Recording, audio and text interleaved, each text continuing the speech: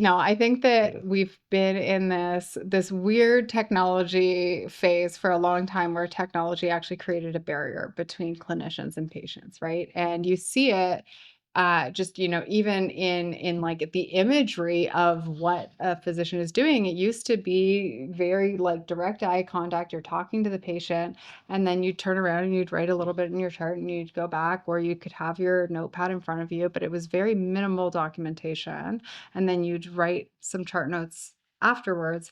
But while you were with that patient, you were genuinely with that patient.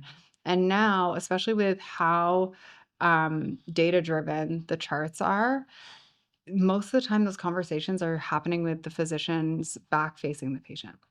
And they are interacting with the computer, and the computer is dictating what questions, and then the physician is briefly turning, asking the question, and then typing as the patient is dictating. And that makes for a much colder experience. The patients don't feel that level of empathy, and the providers aren't liking it either, right? Like, suddenly how fast you can type becomes a critical success factor, Mhm. right? That's not what they got into this business for.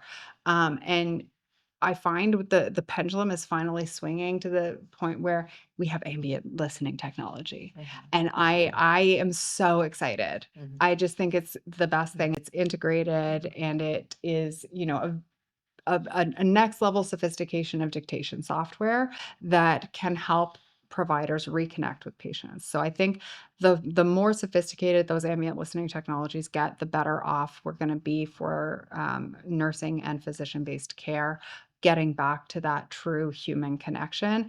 And those are the things that technology should be used for. The wins are in taking away the pain points that are already in the system, making that frictionless and really adding value to the human experience of healthcare.